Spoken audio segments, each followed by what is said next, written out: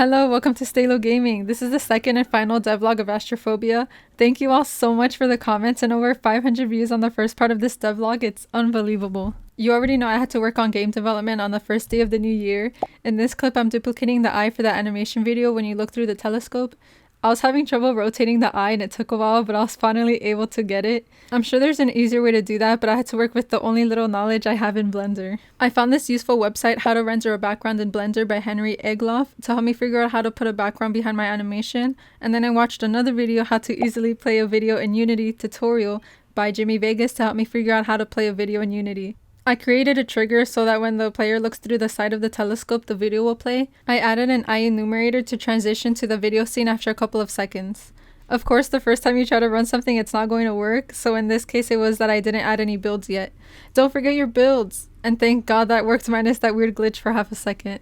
So at first my vision was to go back to the same campsite scene after looking through the telescope by deleting the stars and adding the eyes, but then I realized that the text that appear when you interact with an object will conflict with the new text, even with the if-else statements I implemented. I actually only implemented if statements now that I think about it. I spent almost an hour on that, so I just deleted it all and created a new scene. After several busy days, I was able to find some free time. I copied and pasted the original eye and changed the colors to get a variety of different eyeballs. Please learn from my mistakes though. I thought hiding the other models would let me save the one that's visible, but that wasn't the case. What the fuck just happened to my model? At that moment, I wish I had tested the first eye I created before making multiples. I spent the day with family, got tipsy, forgot to film the food before devouring it, and played Uno for the rest of the afternoon. As much as I love creating games, it's nice to take a short break once in a while.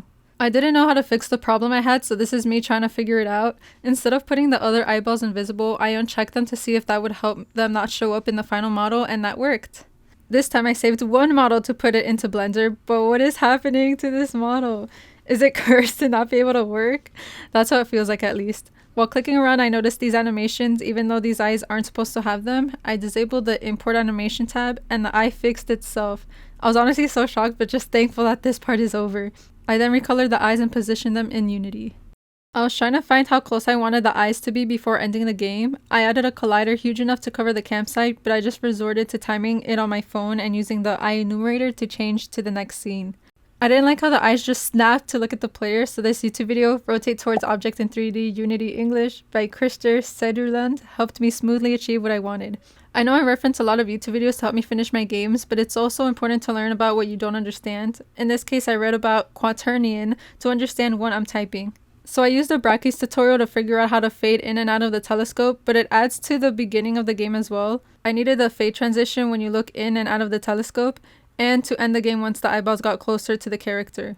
Long story short, I figured out how to play the transition by creating an animation for an image and made it as a game object. Then I set that game object active in the eye enumerator after a certain amount of time to end the game.